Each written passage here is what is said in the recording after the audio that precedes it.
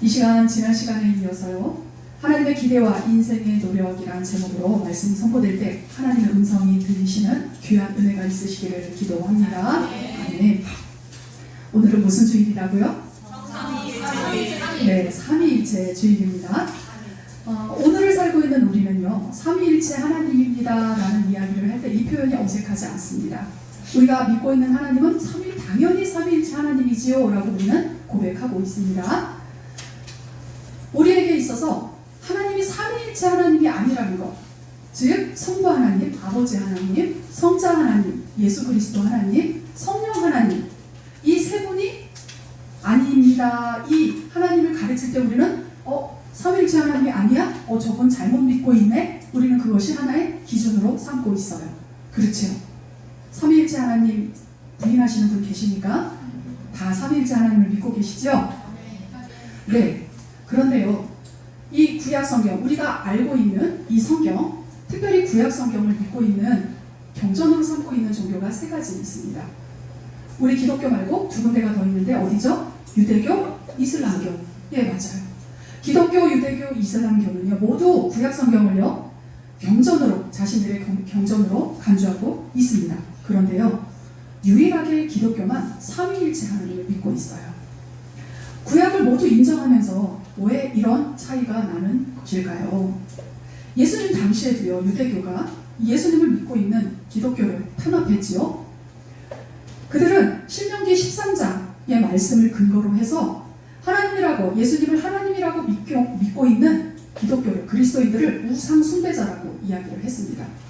신명기 13장에는요, 너희들이 어떤 선지자와 꿈꾸는 자들이 말할 때 그것이 증언이었고 하나님을 바르게 알리는 다른 하나님을 알게 하는 자들이 있으면 그 선지자를 죽여라 라는 말씀이 신명기 13장에 나오거든요.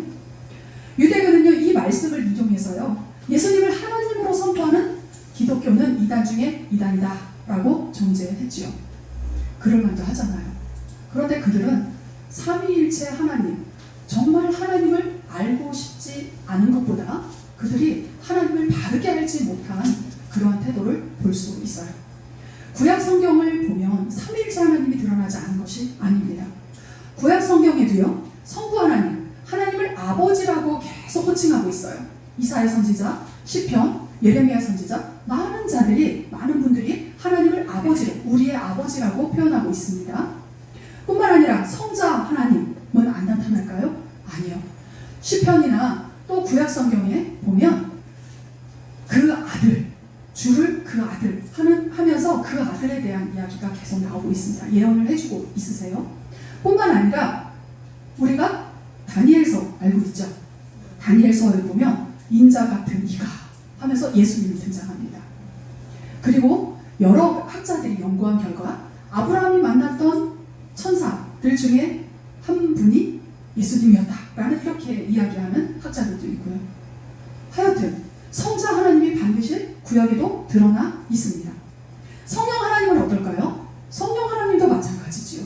창조의 영으로서 초자연적인 지혜와 권능을 부여하시는 분으로, 그리고 우리가 사사기를 읽어가고 있잖아요. 사사기 3장에서도 그렇고 우리 기도원도 하나님의 영이 임했다라는 이런 표현을 통해서 성령 하나님을 우리가 구약 성경에서도 알아볼 수 있다는 거예요. 이렇듯 구약에서도 삼위일체 하나님이 드러나고 있습니다. 그런데 왜 구약을 경전으로 삼고 있는 유대교와 이슬람교는 삼위일체 하나님을 부인하고 있는 것일까요? 삼위일체 하나님은요, 구약보다 어디에 더 분명하게 드러날까요? 신약에 더 분명하게 드러나기 때문입니다. 예수님 안에서, 예수님으로 인해서 삼위일체 하나님이 분명하게 계시되었기 때문입니다. 우리 로마서 말씀 함께 같이 읽어볼까요? 로마서 1장 1절로 4절 말씀입니다. 함께 보겠습니다. 예수 그리스도의 종 바울은 사도로 부르심을 받아 하나님의 복음을 위하여 택정함을 입었으니 이 복음은 하나님이 선지자들을 통하여 그의 아들에 관하여 성경에 미리 약속하신 것이라. 그의 아들에 관하여 말하면 육신으로는 다윗의 혈통에서 나셨고 성결의 영으로는 죽은 자를 가운데서 부활하사 능력으로 하나님의 아들로 선포되셨으니 곧 우리 주 예수 그리스도시니라. 아멘. 아멘. 사도 바울이 예수님을 어떻게 알게 되었어요? 사도 바울이 예수님을 하나님으로 어떻게 알게 되었나요? 다메섹 도상에서. 사도 바울이 구약의 정통한 율법 학자였습니다. 그래서 이 신명기 13장 뿐만 아니라 구약의 말씀을 근거로 해서 기독교, 예수님을 하나님으로 믿고 있는 그리스도인들을 잡아서 감옥에 가두고 그들을 죽이고, 누구처럼? 비느하스처럼. 비느하스 사건을 우리가 알고 있죠. 구약에 보면 민수기에 비느하스가 모압 여인들과 음행하고 있는 그 이스라엘의 지도자들, 이스라엘 사람들을 보고 하나님의 열심히 불같이 질투가 그에게 임해서 비느하스가 칼을 들고 그 지도자들을 처형합니다. 알고 계시죠? 이 비느하스처럼 사도 바울이 그 열심이 있었어요. 사도 바울이 잘못된 것이 아니었습니다. 왜요? 사도 바울은 예수님을 몰랐어요. 그리고 다메섹으로 그렇게 여전히 살기 등등하여서 그리스도인들을 잡아서 끌고 오려고, 사형에 처하려고 가고 있던 가운데 예수님이 나타나셨어요. 그리고 예수님이 하나님이신 줄을 알게 되었습니다. 그리고 이 사도 바울이 13년 혹은 16년 그 상간에, 그 동안에 율법이 예수 그리스도 안에서 완성된다는 것, 구약의 말씀이 예수 그리스도로 말미암아 계시의 완성인 분이 예수 그리스도라는 걸 알게 되었습니다. 그리고 오늘 이 로마서를 통해서 우리에게 그 복음을 알려주고 있어요. 내가 알고 봤더니 복음이, 그 하나님을 나는 믿는다고 믿었거든? 그런데 이 복음이 우리가 어떻게 이 죄로부터 벗어나서 하나님의 나라에 살 수 있게 됐냐면 바로 예수 그리스도가 하나님이었더라고 라고 로마서를, 편지를 쓰기 시작한 거예요. 그러면서 너희들 자세히 한번 들어봐. 이 아들에 관해서 우리가 구약 성경에 아들 그 아들 이렇게 계속 나오거든요. 인자 같으니 나오는데 그 아들에 관해서 성경이 얘기해 준 약속이 알고 있지. 선지자들을 통해서 들었잖아. 그 아들을 보니 그는 육신적으로 정말 선지자들이 얘기했던 것처럼 다윗의 혈통을 통해서 나신 분이고, 그뿐만 아니라 메시아를 보내주겠다고 그 메시아가 된 것은 죽음을 이기신 성결의 영으로는, 그러니까 죽음이 관계없는 분이에요. 성결, 죄가 없으신 분이시잖아요. 성결의 영으로는 부활하셔서, 죽은 자들 가운데서 부활하셔서 능력으로 하나님의 아들로 선포됐어. 이 복음이 바로 예수 그리스도야 라고 이야기하고 있는 부분이 이 로마서의 말씀입니다. 예수님은 죽음과 관계없어요. 제자들도 예수님이 부활하신 사건을 보고 부활하신 예수님을 만난 이후에 그렇구나, 이분이 하나님이셨구나를 알게 되었습니다. 그것처럼 삼위일체 하나님은요, 구약에서보다 신약에, 그리고 점진적으로 하나님께서 밝히 드러내 주셨어요. 이렇게 하나님은 우리를 오늘도 그 하나님을 알아가는 그 점진적인 하나님의 사건 가운데서 우리가 만나게 되는 것이지요. 고린도후서 13장 3절도 볼게요. 주 예수 그리스도의 은혜와 하나님의 사랑과 성령의 교통하심이 너희 우리와 함께 있을지어다. 축도죠. 축도. 아멘. 사도 바울은 분명히 알았어요. 율법을 통해 예수 그리스도를 하나님으로 인정하고 보니 구약에 나타난 그 성부 하나님, 성자 하나님, 성령 하나님이 계시다는 사실을, 그리고 그 계시가 예수 그리스도 안에서 밝히 드러났다는 것을 알게 되었습니다. 제자 마태복음도 이야기합니다. 우리에게 이야기하고 있습니다. 28장입니다. 제가 읽겠습니다. 그러므로 너희는 가서 모든 민족을 제자로 삼아 아버지와 아들과 성령의 이름으로 세례를 베풀고 내가 너희에게 분부한 모든 것을 가르쳐 지키게 하라. 볼지어다 내가 세상 끝날까지 너희와 항상 함께 있으리라 하시니라. 아멘. 오늘도 이 자리에 삼위일체 하나님이 함께 계심을 믿으시기를 바랍니다. 구약에서는 신약에서와 같이 분명하게 삼위일체에 대한 언급이 드러나지는 않습니다. 하지만 점진적으로 사건을 통하여서 하나님이 우리에게 예수 그리스도 안에서 삼위일체 하나님이 계심을 알려주셨고, 처음부터 드러내시지는 않았지만 희미하게라도, 그리고 점점점 선명하게 그렇게 우리에게 드러내 주셨습니다. 하나님을 믿고 알아가는 것이 이와 같습니다. 우리는요, 가운데에서 하나님이 우리 사건에 찾아오시고 그 사건이 하나님 앞에 내가 불순종으로 반응하든 순종으로 반응하든 그것에 대한 결과를 내가 경험함으로 말미암아 오늘보다 내일 좀 더 분명한 하나님을 알 수 있습니다. 믿으시죠? 아멘. 맞습니다. 우리가 다 할 수 없어요. 그러나 그 하나님 앞에 대한 우리의 반응을 통하여서 우리는 하나님을 알아갈 수 있습니다. 지난 시간까지 사사 기드온에 대해서 알아본 결과 기드온의 모습이 이와 같습니다. 하나님이 자신들을 버렸다고 생각했지요. 기드온. 포도주 틀에서 그래서 밀타작을 하던 소심한 기드온에게 하나님이 찾아오셨습니다. 과거에는 계셨을지 모르지만 지금은 함께 계시지 않은 하나님이라고 생각했고 자신들이 버림을 받았다고 생각했습니다. 그런데 이제 그 이후에 기드온을 통한 하나님의 역사 계속 조금씩 기드온의 반응을 통해서 알려주시고 보여주시고 그리고 이런 여러 사건을 통해 점진적으로 기드온은 하나님을 만나가면서 용사로 세워졌음을 우리가 보았습니다. 오늘 본문도 그렇게 성장하고 성숙해진 그러한 기드온의 모습으로 시작합니다. 본문 8장 1절로 3절입니다. 제가 읽겠습니다. 에브라임 사람들이 기드온에게 이르되 네가 미디안과 싸우러 갈 때에 우리를 부르지 아니하였으니 우리를 이같이 대접하면 어찌 되느냐 하고 그와 크게 다투는지라. 기드온이 그들에게 이르되 내가 이제 행한 일이 너희가 한 것에 비교되겠느냐. 에브라임의 끈물 포도가 아비에셀의 만물 포도보다 낫지 아니하냐. 하나님이 미디안의 방백 오렙과 스앱을 너희 손에 넘겨 주셨으니 내가 한 일이 어찌 능히 너희가 한 것에 비교되겠느냐 하니라. 기드온이 이 말을 하매 그때 그들의 노여움이 풀리니라. 아멘.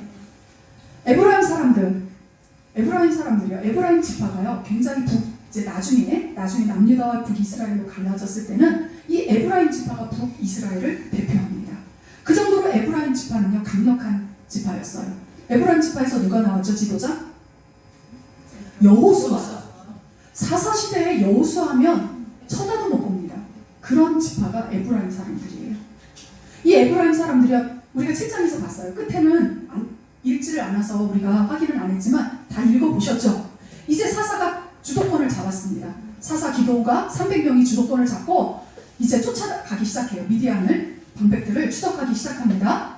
그랬을 때 에브라임 사람들이 눈치를 쫙 보다가 그때부터 참여하기 시작해요. 그리고 오렙과 스앱을 죽입니다. 미디안의 두 왕을 죽입니다. 그런 이후에 8장이 시작되는 거예요. 그러니까 에브라임 사람들이 오렙과 스앱을 딱 죽이고 나서 기드온을 찾아와요. 그리고 이렇게 왜 우리를 처음부터 안 불렀느냐? 처음부터 안 불렀을까요? 아니에요. 예. 이들은 자신들을 변명하고 있어요. 자신들의 죄를 살짝 가리고 죄라기보다 참여하지 않는 공동체에 참여하지 않는 자신들의 미성숙한 그런 태도를 살짝 가리면서 따지고 묻고 있는 거예요. 왜 처음부터 안 불러서 우리를 영광에 참여하지 못하게 했느냐? 사사 기드온이 어떻게 이야기합니까? 그렇지 않아요. 오렙과 스앱을 잡으신 당신들이 더 이 전쟁에서 승리자입니다. 나와 우리 이렇게 300명은 아무것도 아니에요. 처음부터 참여한 우리는 어떤 힘도 없었어요. 당신들이 최고입니다. 이렇게 겸손하게 나아갑니다. 자기 부정의 낮아짐이죠. 에브라임 사람들이 전쟁에서 자신들을 배제한 것을 문제 삼으면서 항의하고 있자 기드온은 그 공을, 전쟁의 승리 공을 누구에게 돌려주는 거예요? 에브라임 사람들. 기드온이요 그 영광을 독점하지 않습니다. 그리고 상대에게 돌려요. 그래서 그 상대의 시기, 질투의 그 분노를 차단하고 있습니다.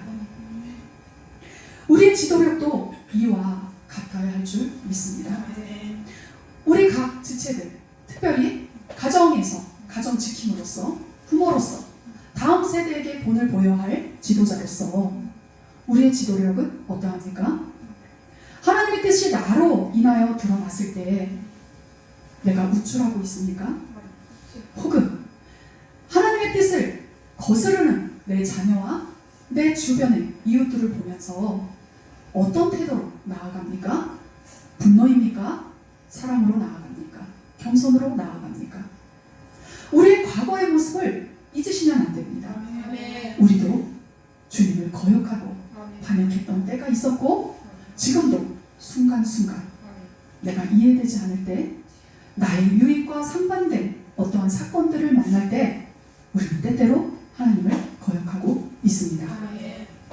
스스로를 감추고 내려놓을 때 지도력은 빛날 줄 믿습니다. 그런데요, 이런 기도원이 변하기 시작합니다. 8장 4절 7절입니다. 4절부터 7절입니다. 함께 읽을까요? 기도원과 그와 함께한 자 300명이 요단강을 일러 건너고 비록 피곤하나 추격하며 그가 숫곳 사람들에게 이르되 나를 따르는 백성이 피곤하니 청하건대 그들에게 떡 덩이를 주라. 나는 미디안의 왕들이 세바와 살문나의 뒤를 추격하고 있노라 하니 숫곳의 방백들이 이르되 세바와 살문나의 손이 지금 내 손 안에 있다는 거냐? 어찌 우리가 내 군대에게 떡을 주겠느냐 하는지라. 기드온이 이르되 그러면 여호와께서 세바와 살문나를 내 손에 넘겨주신 후에 내가 들가시와 찔레로 너희 살을 찌르리라 하고. 아멘. 보십시오. 기드온은 에브라임 사람들 그 다수의 지파 앞에서는 내어놓고 낮아지고 자기 자신을 비웠습니다. 겸손하게 낮아졌습니다. 이들은 지금 많이 지쳐 있어요. 피곤합니다. 그런데 어때요? 피곤함에도 불구하고 끝까지 추격을 합니다. 열심히 있었어요. 하나님의 뜻을 이루겠다는 열심이 있었습니다. 그런데 그 열심이 자신을 도와주지 않는다는 이유로 그 열심이 어떻게 변하기 시작합니까? 자신의 욕망으로 변하기 시작해요. 자신이 하고 싶은 대로 하기 시작합니다. 실제로 이 일은 일어났어요. 8장 8절부터 9절도 한번 읽어볼까요? 거기서 분우엘로 올라가서 그들에게도 그같이 구한즉 분우엘 사람들의 대답도 숫곳 사람들의 대답과 같은지라. 기드온이 또 분우엘 사람들에게 말하여 이르되 내가 평안히 돌아올 때에 이 망대를 홀리라 하니라. 아멘. 이 일이 일어났을까요? 그대로 일어났어요. 그대로 일어났습니다. 숫곳 사람들이 분우엘 사람들이 잘못했기 때문에 기드온이 그렇게 이 일을 저질러도 정당할 수 있는 것일까요? 기억하십시오. 세상은 우리를 향하여서 우리가 무엇인가를 잘 해주었다고 해서 우리의 그 잘해준 은혜를 기억하는 것이 아닙니다. 기억하지 않아요. 제가 지금껏 만났던 분들을 볼 때 손에 꼽습니다. 그 은혜를 갚는 사람들을. 세상은 이런 거예요. 내가 만나는 사람들은 이러려니 생각하셔야 합니다. 그럼에도 불구하고 그들이 어떻게 반응하든지 나의 태도는 어떻게 할까요? 하나님 앞에서 성숙한 자로 성화된 자로 살아가야 함을 기억하시기 바랍니다. 사람의 노력은 사람의 욕망 피곤하면 좀 쉬면 되지 그죠? 하나님이 쉬었다가 힘 안 주실까요? 주시죠. 더 많이 주셔요. 기드온이 꼭 살문나 추적해야지 살문나가 죽을까요? 그러지 않을 수도 있어요. 하나님이 하시는 거죠. 이렇게 사람의 욕망, 자기 자신이 하나님보다 높아진 이러한 욕망의 노력은요, 하나님이 의도하신 것과 무관한 전쟁을 야기합니다. 적장들만이 아니라요, 협조하지 않은 동족들까지 죽이는 모습을 봅니다. 이것은 개인적인 보복입니다. 개인의 복수를 위해서 병사를 이용했습니다. 개인의 복수를 위해서요, 하나님의 뜻을 이행한다는 명분을 이용합니다. 포도주 틀에서 두려워하던 자가, 그 소심하던 자가 군림하는 자가 되어버렸어요. 이스라엘의 구원자가요, 이스라엘의 보복자가 되어버리고 맙니다. 하나님 뜻에 순종하던 자가 하나님을 이용하는 자가 되었습니다. 성령의 인도하심을 받지 않는 사람의 능력은요, 이렇듯 육체의 소욕의 열매를 낳습니다. 미움, 다툼, 원망, 복수. 처음부터 그랬을까요, 기도원이? 그렇지 않다는 걸 우리가 잘 보았습니다. 내 욕망이, 나의 피곤함이, 나의 하나님을 잊은 열심이 이렇게 변질된 기도원의 모습으로 나타나게 된 겁니다. 하나님의 기대에 대한 순종이요, 노력을 넘어 혈기로, 개인적 복수로 전락하고 맙니다.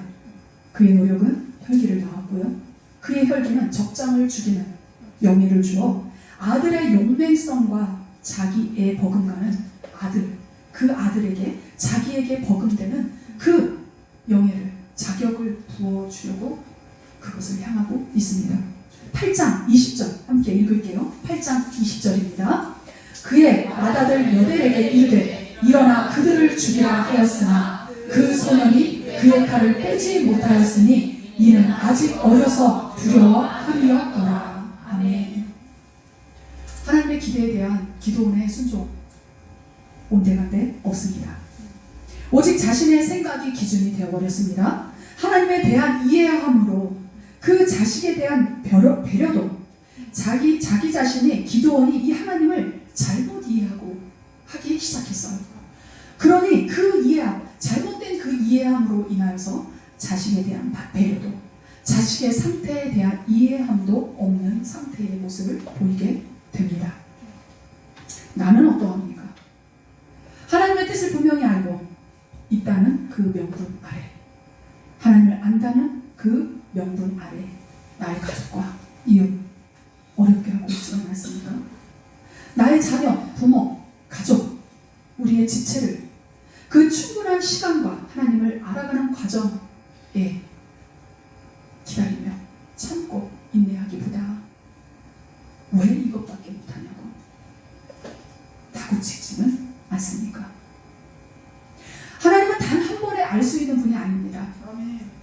그 크신 하나님을 우리에게, 우리의 아는 이 이해로, 그리고 죄 많은 우리 자신, 물론 그것이 육체의 소욕에 한정된 죄이겠지만, 네, 이런 우리에게 단번에 나타나신다면 살아있을 사람이 있겠습니까?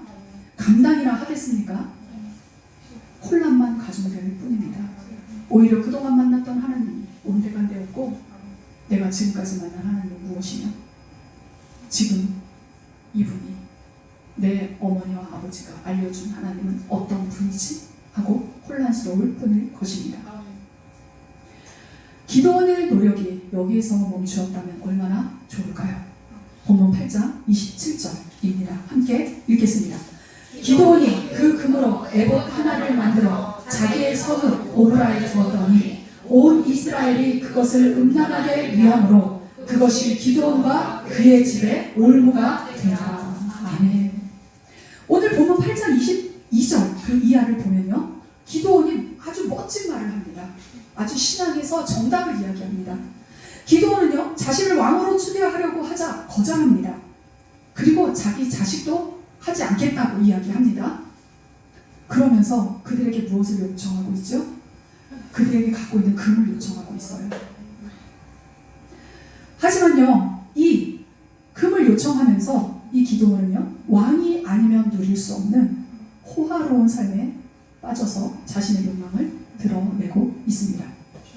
겉으로는 왕이 아니었지만요, 속으로 이미 그는 왕이었습니다.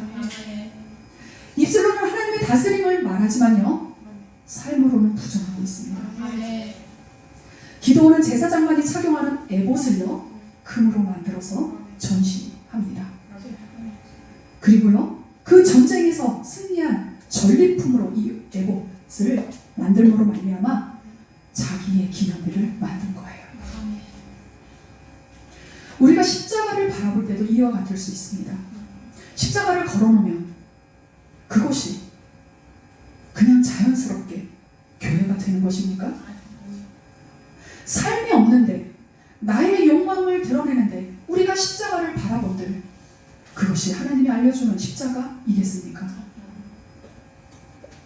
기도원의 에봇은요, 백성들로 하여금요, 실로에 있는 성소, 언약궤가 있었던 그 성소를요, 멀리하게 했을 뿐 아니라 하나님의 뜻을 어지럽히었죠. 왜냐하면 제사장이 입고 있는 그 에봇에는요 흉패가 있었는데 그 흉패에 무엇이 있었죠? 우림과 둠민. 그래서 하나님의 뜻을 알아볼 때 이 우림과 둠민을 통해서 하나님의 뜻을 알아보는 것이 그때 당시에 하나님의 계시의 방법이었어요.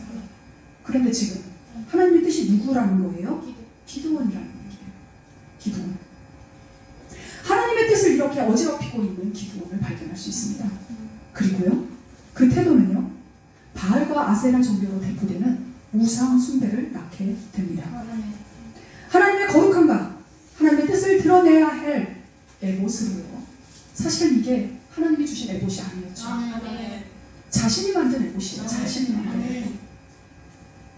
그 에봇으로 자신의 욕망을 합리화하며 정당화하는 통로가 되어버립니다. 하나님은 교회를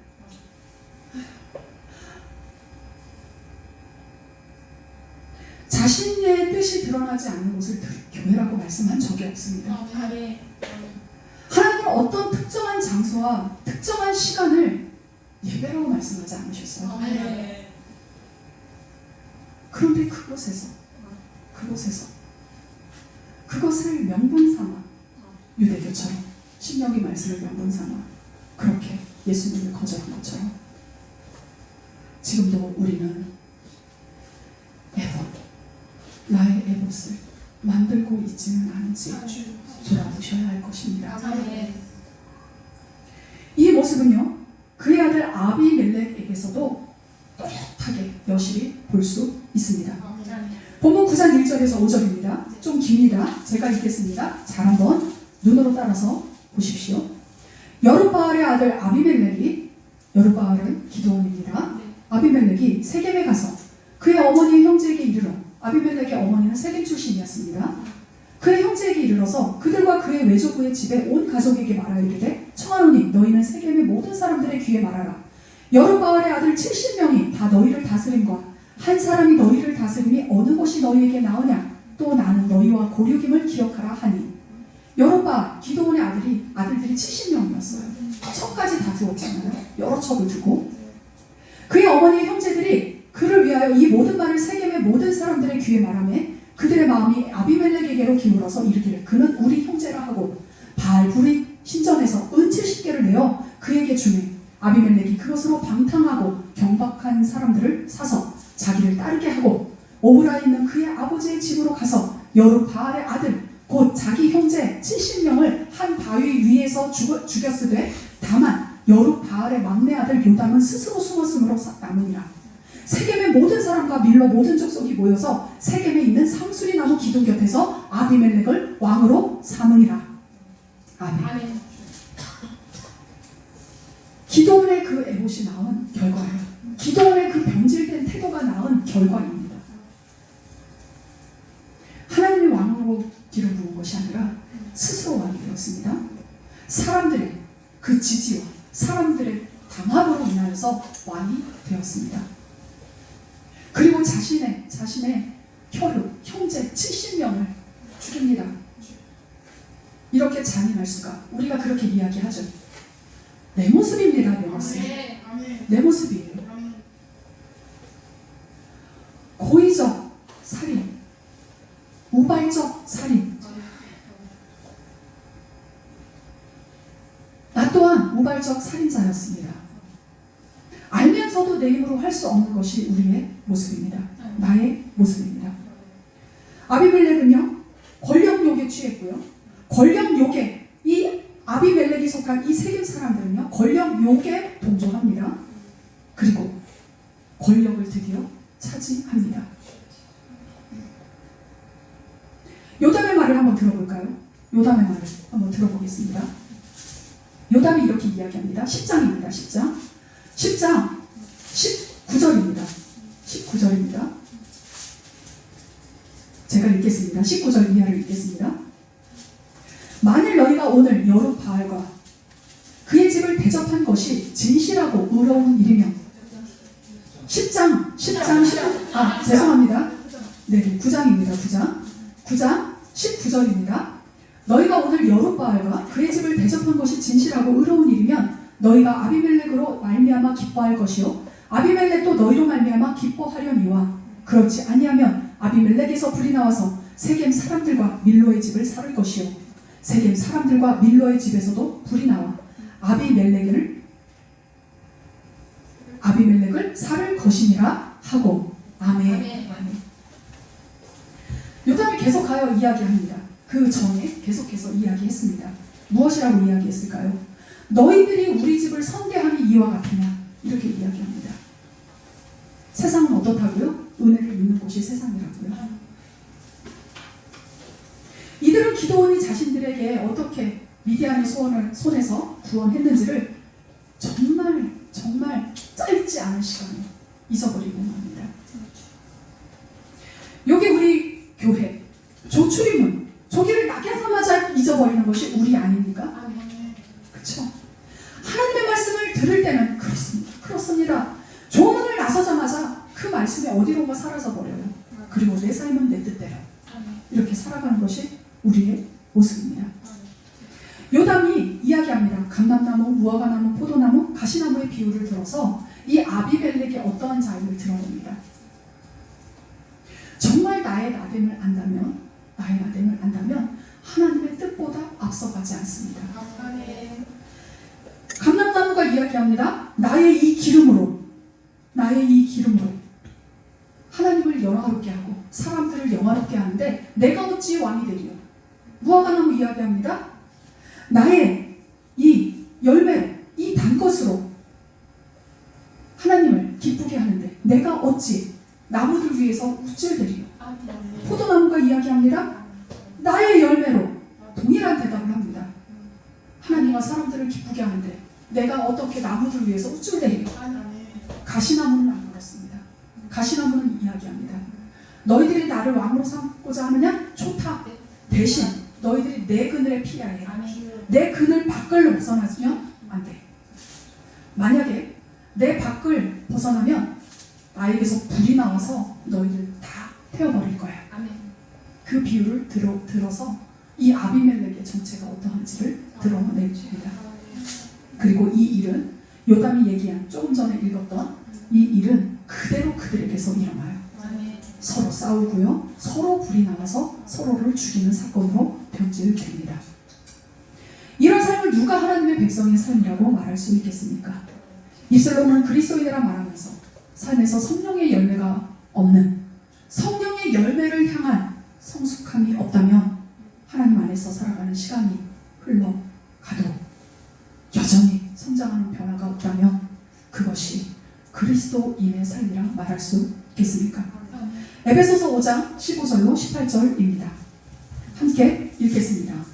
그런즉 너희가 어떻게 행할지를 자세히 주의하여 지혜 없는 자 같이 하지 말고 오직 지혜 있는 자 같이 하여 세월을 아끼라. 때가 악하니라. 그러므로 어리석은 자가 되지 말고 오직 주의 뜻이 무엇인가 이해하라. 술 취하지 말라. 이는 방탕한 것이니 오직 성령으로 충만함을 받으라. 아멘. 여기서 핵심은요, 방탕하지 말라는 거예요. 술 취하지 말라는 게 아니라 방탕하지 말라는 거예요. 방탕하면요, 문맥에서 읽어볼 때 세월을 아끼지 않은 모습입니다. 세월을 아끼지 않은 모습이에요. 술 취하면 어떤 일이 벌어져요? 시간 개념이 사라져요. 지금의 나의 위치가 어디인지를 잊어버리는 경우가 굉장히 많아요. 그런데 술 취한 분들이요, 정신을 똑바로 차리는 분들도 있습니다. 그러니까 여기에 문맥은 술 취하면 안 돼, 이 말씀이 아니에요. 술 취한 것 같은 방탕하지 말라는 모습이에요. 이 술 취한 것 같은 방탕한 모습은요, 어떤 모습이에요? 쭉 읽어보니 지혜 없는 모습이고요, 어리석은 모습입니다. 주의 뜻이 무엇인지 이해하지 못하는 모습이에요. 항상 문맥에서 읽으라고 하셨지요? 그런데요, 술 취하지 않고도 방탕할 수 있다는 걸 알고 계십니까? 우리 그리스도인들은 성경을 자꾸만 내가 읽고 싶은 대로만 읽어요. 술 취하지 말아라가 아니라 방탕하지 말라요. 술 취하지 않고도 방탕할 수 있어요.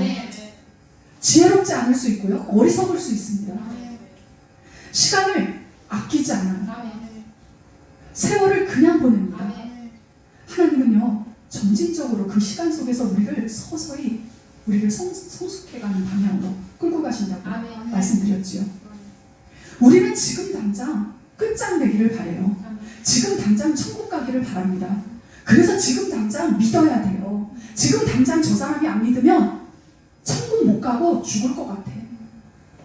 그런데요, 하나님은 그 사람을 지금 끝장내지 않으신다는 거예요. 만약에 하나님이 그렇게 금방 즉시로 끝장내는 분이었다면 오늘 내가 이렇게 서 있을 수가 없습니다. 기억하십시오. 자신의 욕망이 사로잡힌 기드온의 노력은요, 인생의 한 부분에서 하나님의 뜻을 이루었을지는 몰라도요, 성령의 열매를 맺는 성장하는 변화와는 거리가 멀었습니다. 하나님과 동행하는 시간에서 볼 수 있는 성숙함을 찾아볼 수 없습니다. 그는 더 앞으로 전진했어야 했어요. 어제보다. 어제의 발걸음들이 오늘의 나를 낳습니다.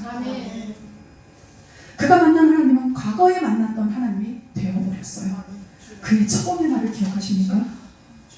지금 계시지 않잖아요.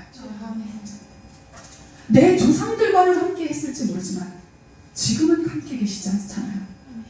그랬던 그가 그렇게 그 시간을 통하여 보여주었는데, 알려주었는데, 과거에 갇혀버린 하나님을 그 다음 부대에게 알려주고 있습니다.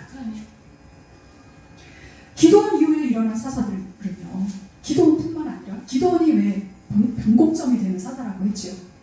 오늘 보면 10장 3절 4절 한번 읽어볼까요? 3절 4절입니다. 10장. 그 후에 길르앗 사람의 아이를 일어나서 22년 동안 이스라엘의 사사가 되니라. 그에게 아들 30명이 있어 어린 아기 30을 탔고 성읍 30을 가졌는데 그 성읍들은 길르앗 땅에 있고 오늘까지 하봇 야일이라 부르다. 성을 쌓기 시작합니다. 이제 기드온까지는요, 한 세대를 책임지는 사사들이었어요. 그런데 이 하봇 야일, 이 야일부터는요 22년 밖에 한 세대도 미처 책임지지 못하는 사사로 변하게 됩니다. 오늘은 삼위일체 주일입니다. 하나님은 우리가 하나님을 만나가는 그 시간 속에서 내가 겪어나가는 그 상황, 환경, 그 사건, 다가오는 그 일의 자리, 나의 삶의 자리에서 하나님을 계속하여서 알려주십니다. 나의 반응을 보면서.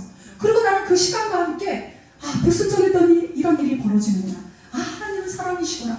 하나님 이런 분이시구나. 알아가는 그 삶의 과정 속에서 내가 성장하고 성숙하시기를 원하십니다. 한 번에 내가 어떻게 되기를 기대하지 않으세요. 하나님의 기대는 나에게 충분한 시간을 주십니다. 내 자녀들에게 충분한 시간을 주세요. 삼위일체 하나님이 우리에게 계시하시는 우리를 향하신 기대는 무엇일까요? 우리를 향하신 기대, 사랑입니다. 사랑이에요. 그래서 예수 그리스도가 하나님을 우리가 알지 못할 때 성육신 하셨고요, 하나님이 이 땅에 사람의 모습으로 오셨습니다. 그리고 당신이 십자가를 지시고 부활하셨습니다. 우리에게 보여주셨어요. 그리고 성령을 보내셔서 당신을, 사랑이신 당신을 계시하십니다. 왜요? 왜? 늘 내가 중심이 되어서 살아갑니다. 나는. 그런데요, 내 욕망을 향한 이 노력, 멈출 수 없는 이 노력을 멈추시는 분이 성령이십니다. 하나님의 수준으로 사랑해야 하는데 하나님의 수준으로 사랑할 수 없으니 하나님의 사랑을 할 수 있도록 성령을 보내주신 분이 하나님이십니다. 마태복음 7장의 말씀, 아주 유명한 말씀, 7장 21절부터 나오는 말씀, 주여 주여 하는 자마다, 그죠? 거기 보면 뭐라고 나와요? 하나님의 뜻대로 행하는 자들, 그들만이 하나님의 사람이 되고 하나님의 천국에 들어간다고 말씀하십니다. 기드온은 사사 노릇, 선지자 노릇 했습니다. 그리고 그 자신의 시대에 그 역할을 감당했습니다. 믿음의 사람입니다. 기드온이. 그런데 하나님이 말씀하십니다. 그렇게 선지자 노릇해도 하나님의 뜻에서 벗어나면 천국에 들어갈 수 없다. 기드온이 못 들어갔다는 얘기가 아닙니다. 하나님의 뜻이 무엇일까요? 요한 1서 말씀입니다. 요한 1서 4장입니다. 함께 읽겠습니다. 사랑하는 자들아, 우리가 서로 사랑하자. 사랑은 하나님께 속한 것이니 사랑하는 자마다 하나님으로부터 나서 하나님을 알고 사랑하지 아니하는 자는 하나님을 알지 못하나니 이는 하나님은 사랑이시니라. 하나님의 사랑이 우리에게 이렇게 나타난 바 되었으니 하나님이 자기의 독생자를 세상에 보내심은 그로 말미암아 우리를 살리려 하심이라. 사랑은 여기 있으니 우리가 하나님을 사랑한 것이 아니요 하나님이 우리를 사랑하사 우리 죄를 속하기 위하여 화목제물로 그 아들을 보내셨음이라. 아멘. 왜 삼위일체 하나님은 우리에게 분명하게 예수 그리스도를 통하여 계시하셨을까요? 삼위일체 하나님의 가장 큰 특징, 사랑입니다. 아멘. 성부 하나님, 성령 하나님, 성자 하나님께서 서로를 존중하시고 배려하시고 서로에게 자리를 내어주시고 서로의 한 몸이 되고 연합하셔서 그 사랑을 우리에게 보여주시려고 우리를 찾아오셨습니다. 사랑하는 자들아, 하나님이 이같이 우리를 사랑하셨은즉 우리도 서로 사랑하는 것이 마땅하도다. 고린도전서 12장은요 은사장이에요. 각종 은사가 나와요. 그래서 우리가 열심히 그 은사를 구합니다. 그런데 고린도전서 13장 사도 바울이 이야기합니다. 우리가 다뤄볼 수 없는 그 은사를 이야기를 쭉 하면서 마지막에 더 큰 은사를 내가 너희들에게 알려줄게 하면서 사랑을 알려주십니다. 사랑은 오래 참고 이렇게 시작합니다. 우리는 그래서 인내만 생각해요. 인내. 그런데 영어 성경을 한번 보십시오. 원어적으로 오래 참고보다 영어 성경이 훨씬 더 가깝습니다. 거기에 뭐라고 나오는지 아십니까? 사랑은 고통입니다. 이렇게 나와요. 오래 참고가 아니라 고통입니다. 이렇게 나와요. 틀렸나요? 사랑은 고통이에요. 고통이 사랑이래요. 안 맞는 너를 바라볼 때 너무 고통스러워요. 근데 그 고통을 참고 하나님 나라를 향한 소망을 품고 나아가는 자, 그에게 하나님의 사랑이 있다라고 말씀합니다. 하나님께서 그 은사를 부어주신다고 말씀하십니다. 사랑이 아닌 나의 노력이 나의 욕망을 향할 때 우리는 육체의 열매를 맺을 수밖에 없습니다. 후대의 나는 어떻게 기억되기를 원하십니까? 오늘 내 모습 정직하게 하나님 앞에 반응하고 그 하나님께 사랑을 구하십시오. 하나님의 기대가 그 사랑을 열망하는 나에게 임할 때 그 노력이 하나님을 향할 줄 믿습니다. 기도하겠습니다.